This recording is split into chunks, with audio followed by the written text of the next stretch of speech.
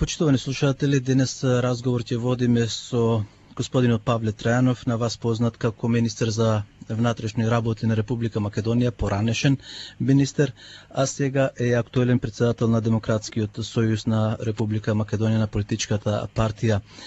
Инаку ние го повикавме, го попаравме како еден од личностите во Република Македонија кој ги познава актуелните проблеми во Република Македонија најдобро, сметаме спрема нашето мислење, затоа што беше во Министерството за внатрешни работи, политичар е долгогодишен, а исто така познавач е и на настаните кои се случија во последните, односно во минатиот викенд во Куманово.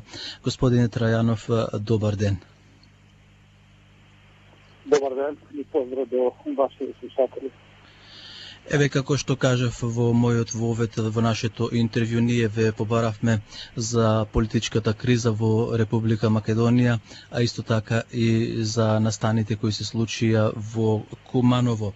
Најнапред нас не интересира, бидејќи вие бевте министер за внатрешни работи на Република Македонија, да ни кажете, еве спрема нашите извори, веројатно и вие слушнавте, последната седница што беше на Советот за безбедност на Република Македонија, свикана од председателот на Република Македонија Ѓорѓе Иванов, беше кажано дека групата наоружена која влезе во Република Македонија имале сознание уште пред 5-6 месеци дека биле информирани некои од соседните држави и некои од пријателските држави. Исто така тоа го потврде и председателот на СДСМ Зоран Заев.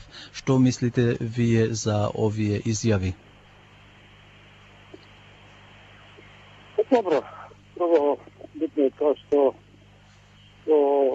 групата не успеа да дестабилизира Македонија и што е најбитно не успеа да се нарушат меѓуетничките односи.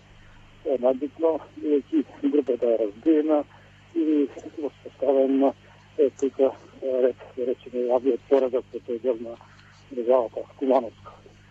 Друго, околу Советот за безбедност, мислам дека тој со закъснување, со закъснување или постфактум, кажа со наместо да заседава сега што ги има информациите, да се подготви операцијата да биде многу по-ефикасна, по-ефектна. Тој заказа седница после тоа заврши целата операција. Мислам дека председателот треба да побара одговорност од тие што не го информирале на време, или пак тој немал добра процента, неговите советници немал добра процента, дека системата е сложена и дека треба практично на предлог на владата, на помош на полицијата да вклучи армијата, бидејќи немале добро извезбани воени единици кои што се така може да дадат добра логистика при судир или кога постои законот за безбедноста на државата. Така да Советот мислам дека како едно тело кој што меѓу другите одговорни за безбедноста да следа, анализира, да дава насоки како да се действува, мислам дека тотално промаши својата функција и улога. Сметате дека закаснаја со тоа, нели? Да, комплетно закасна Советот. Тоа е реална објективна процеса на сите експерти и сите што ги следат сите овие случаи на државата. Спрема она, господин Трајанов, спрема од она што можевме да го видиме од видеоснимките, од сликите кои беа издадени директно од Министерството за внатрешни работи, па и од приватни лица кои учествуваа во таа некои како што ја викаат мини војна или војна, има до голем број на куќи разрушени, односно дека тоа е еден поголем или голем воен зафат.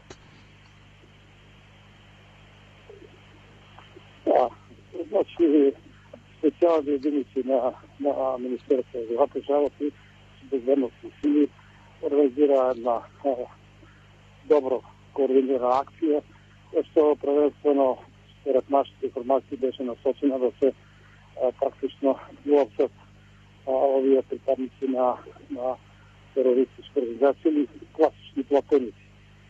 И мислам дека на помошната анализа ќе покаже дали имало одредени слабости, пропуски во одействувањето. Во секој случај заслужуваат припадниците на полицијата честитки, пофалби, бидејќи се непоколебиво тргна да развијат ова опасна терористичка група, значи без колебене, без било какво враќање назад, по цена на собствените животи. И мислам дека навистина се херои за Република Македонија, бидејќи успеа за кусо време да неутрализира ова сателитска развојна формација. Знаете вие дека 15 во тој судир загина од терористичката група, повеќе 30 се лапсини, така да во тој аспект акцијата мислам дека е апсолутно успешна. Трагедија што 8 припадници на елитните единици загина, 37 се тешко повредени, но тоа е цената за Република Македонија. Да. Припадниците на полицијата апсолутно нема никакви забелешки и се должија према нашите такови. Да, неспорно е тоа за храброста на полицајците, меѓутоа спорно е и необјаснимо, односно се уште нема јавни соопштенија. Која беше целта, кои се платениците, кој стои зад оваа група? Некои велат група, други велат, пазете, криминална група. Вие сега рековте терористичка група. За каква група станува збор? Работи за платеници. Информациите што сега ги собираат службите, од тие што преживеа, практично еден знаел кој е нарачателот, кои ќе видат следните активности и наверојатно тоа е еден од ликвидираните. Меѓутоа, другите тука платеници, бидејќи ја дошли тука, не знаеле кои се следните чекори, за тоа примале 1000 евра или не знам, 2000 евра, различно секој презентира и биле лоцирани тука, успеале да придобијат подршка од некој од локалните тамо исто така платеници и чекале наредба кои која полициска станица, дали во Куманово, полициската станица Сувет, треба да извршат одредени активности, насилни активности и за тоа не знаете на тамошка распетни ситуации. Можете да посочите какви активности какви активности планирале? Клучно е тоа што тие во суштина и немале информации што се следните нивни активности. Според некои информации тие имале задача само да манифестираат насилство, да создадат вознемиреност, евентуално во Куманово, Тетово или не знам други делови каде што е вмешано населението и да потикнат етнички и меѓунационален судир, меѓуверски судир. И некои информации кажуваат, бидејќи тие се сега различни информации, дека треба да го нападнат каменот мост, не знам, некои други стратешки објекти. Меѓутоа, повеќе тоа се практично дезинформации. Мислам дека треба време се уште да се пребера сите тие информации, сите тие изјави. И за мене е битно кој стои, значи кој ги платил овие поранешни припадници на УЧК, не знам, учесници во 2001 година во конфликта во Македонија, во Сирија, според некои информации, тоа е клучно. И затоа треба нашите служби да имат добра соработка со соседните држави, соседните служби, но пред се да се стонат на соработката на силните разузнавачки служби кои што долго време се присутни на Балканот и тие за своји интереси собираат сигурно информации. И мислам дека така ако се состави таква една соработка, можеше и да се превенира овие активности, но можеше и заеднички да се действува. Значи, проблем е тоа што нашите служби, посебно разузнавачките служби, не доставија прецизни информации што се подготвува за да се превенира. Значи, акцијата е практично таа робустна акција, како што реков, со многу последици, со закана за безбедноста на припадниците на силите за безбедност за граѓаните, со огромни резервувања, което тоа остава лош впечаток, дека Македонија е во војна или така натаму. Мислам дека тука има затојување на тој систем за брано собиране информации и превентивно действување. Така да сите активности или слабости и пропуски на системот за безбедност треба се анализираат и веќе започна процесот на одговорност за другите соседи, но мислам дека ова беше капак на тоа дека некои од тие што раководат со службите наместо тоа беа вклучени во други активности. Тоа се покажа дека системот за безбедност е разорен, не функционира како што треба и еве до што дојде. Оние купишта на оружје кои ги видовме токму го потврдува тоа како што рековте вие, дека системот за безбедност е разорен и односно дека е прозирен, ранлив, како да кажеме, како да го објасниме, од каде се довлече тој голем број на оружје, на тешко оружје дури, бомби, митролези, гледавме на видеоснимките. Никој што тоа, така наречена учека зона, тоа е практично сега пасивна. И тие меѓу себе многу добро се познаваат. Учествувале 99 година во конфликтот за Косово, од Велика Прва Македонија, и тие натаму меѓу себе комуницираат. И доколку некој има да финансира, тие се подготвени да се вклучат во некоја друга авантура, друга активност. Практично имале логистика, включително се 20 прикладници на полицијата, локална полиција. Имале се така логистики и други некои криминални структури во Кумановско, кои што ги помогнале за префрлање на оружјето преку границата, но претпоставам дека и тука има одредени залиши, искрено казано, на оружје во Кумановско, Тригени, Липково, Вакинце, Случено и другите насели.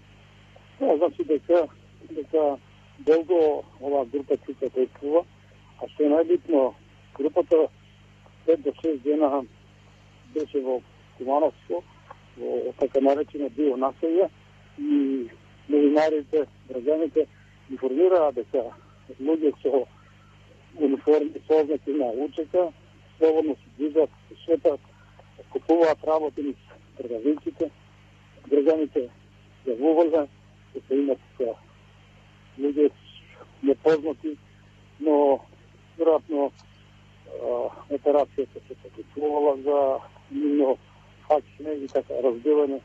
Мислам дека беше проблем како и на кој начин дојдоа преку границите, толку многу, како обезбедија толку огромни количини оружје. Това значи дека системот наистина не функционира како што треба, системот за безбедност, и затоа мислам дека дел од раководството во МВР се повлече на вчерашната седница и декларација во парламентот, но експертската расправа се разговори политичките партии околу овие прашања сега се занимаваат. Важно е дека за мене е битно што историјата е сега станирана. Оценките се различни, дали е можно да се повтори.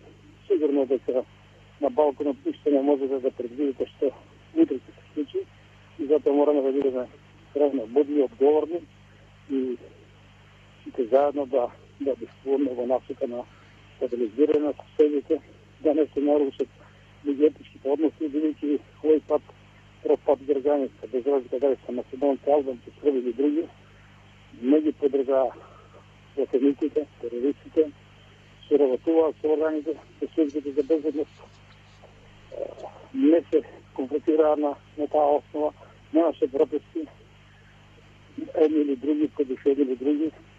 И тоа укажува дека граѓаните не сакат да се вратат 2001 година, не сакат да бидат повторно во конфликт, затоа што на крај, независно кој ги меша прстите во оваа опасна авантура, јас сум сигурен дека ќе се добијат многу прецизни информации и доколку некој се обидел политичката криза да ја замени со безбедностна криза, за тоа ќе се снеси тешките следици. Добро, ова беше од ваш агол како поранешен министер за внатрешни работи. Ајде сега да анализираме како политичар, вие сте председател на Демократскиот сојуз, после епилогот, после она што се случи во Куманово, излегоа големите сили, односно амбасадорите, и го нарекоја случајот едната и другата страна. Како ви звучи тоа на вас? Која е едната страна, која е другата страна? Па, нема таква поделба на страни. Не, тоа го рекоја амбасадорите, го рекоја тоа официјално, да се воздржи едната и другата страна.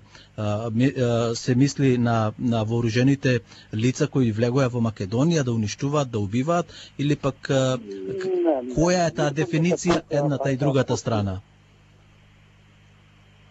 Нема таква дефиниција, нема за нешто беа платениците и другата друга страна. Знам дека нема таква. Се работи веројатно за соработуваат колку се информации, они се вклучија франските амбасадори околу решавање на политичката криза. Едната страна што ја предводи ВМРО ДПМН и другата страна што ја предводи СДСМ. А страни за конфликтот повеќе мислиш на тоа, не излезе меѓуетнички судир помеѓу македонците и албанците. Така да никош не биле овие терористите или платениците некаква страна која треба да се поддржи или да заштити. Така да, не знам точно навистина што мислите. Ајде да ве прашаме и ова. Оставката на првиот човек на ДБК и министерката Јанкуловска е заради настанот во Куманово или е под притисок на амбасадорот на Америка или другите амбасадори во Република Македонија? Тие оставки се, мислам дека резултат на длабоката политичка криза, поради злоупотреба на системите за прислушување, за махнење на прислушување на граѓаните и поради содржината на разговорите каде што има засега се разбира тешки обвинувања, заради тоа што го слушаме на активноста на министра за внатрешни работи, но и на други носители на високи политички јавни и државни функции, така да тоа е еден чекор кон разрешување на политичката криза. Безбедностната криза беше само капак на тоа што се случува во Македонија и затоа си понесоа одговорност за сите овие последици сврзани со тешката политичка криза и тоа што навлезе Македонија. Како ќе се разреши политичката криза во Република Македонија? Зоран Заев, председателот на СДСМ, бара преодна влада, додека Никола Груевски, премиерот, тоа не го дозволува. Еве на 17 мај гледам пред мене на компјутерот е демонстрацијата на СДСМ, а и на 18 мај најавена е демонстрација на ВМРО ДПМН. Мислам дека проблемите со кои се соочуваме треба да се решат преку политички диалог. Затоа и јас и Демократскиот сојуз повикуваме на диалог. Тој диалог се надам дека ќе почне денеска помеѓу идејни револуции партии да се договорат на платформа за излез од кризата. Мора расправата после тоа се прехврли во парламентот и да се дефинират чекорите како да излеземе од кризата. Преку протести кои секој се ризични, а уште по-опасно е тоа што сега пак власта организира контрапротести и можно е да се судрат граѓаните и да започне практично насилство и да се вовлечеме во братоубиствена војна, граѓанска војна. Мислам дека треба да преовлада разумот и сите носители на политички функции, да се вразумот треба и апсолутно да се откажат од можни протести, контрапротести кои ќе се движат наистина со исто време. Знаете, сега само најавува дека ќе протестира пред владата, дека ќе го продолжи протест. Това значи дека на протести на 18. ВМРО ДПМН најавува и на 18. Дека ќе организират протест. И тука е можност од судир. Се надам дека можно е да се протестира. Не е спорно, тоа е начин за изразување на одредени ставови, но мора да биде тоа на различно место, во различно време, бидејќи вака наистина ќе се сега надпреверуваат партиите која може повеќе да донесе народ, да покаже сила, мускули и така натаму. Граѓаните препорака е да останат дома, да не учествуват ниту на протести, ниту на контрапротести. Нека се расправат политичарите, нека се ги вадат очите, но да не ги вовлекуваат граѓаните. И на крајот да ве прашам, имаме уште 2-3 минути. Промената на оваа влада, паѓањето на оваа влада и евентуалната коалиција на ДУИ со СДСМ спрема моето видување како новинар и активист на македонската заедница 30 година, тоа ќе значи паѓање на претседателското место. Еве ДУИ отворено не го признава Ѓорѓи Иванов и денес. Значи дека нешто е испазарено тука, а го има Министерството за одбрана, најверојатно тука ќе падне и Министерството за надворешни работи или пак Министерството за внатрешни работи, за да има коалиција помеѓу Али Ахмети и Зоран Заев. Кој е вашиот став? Битно е тоа што едната партија, кога ВМРО ДПМН во опозиција, кажува дека терористи и комунисти направија влада. Сега, кога СДСМ е во опозиција, тврди дека ВМРО и УЧК се на власт и дека натаму. А едната и другата се сосема свесни дека мора да има партнер од албанскиот фактор и оној партнер кој што има поголема поддршка кај албанците. Така да сите овие проценки околу председател, министри и така натаму. Знаете, политичките партии преговараат меѓу себе, се договараат и често пати тоа е на штета на единството во државата, бидејќи секогаш тргнуваат до сега овие две партии од личниот партиски интереси, не водат сметка за нашите стратешки национални интереси. Тоа е проблемот, бидејќи приоритети има власт. Поделбата на ресори, влијание за бизнисот, во медиите, во другиот системи. Ние имаме господин најголемски системски проблем.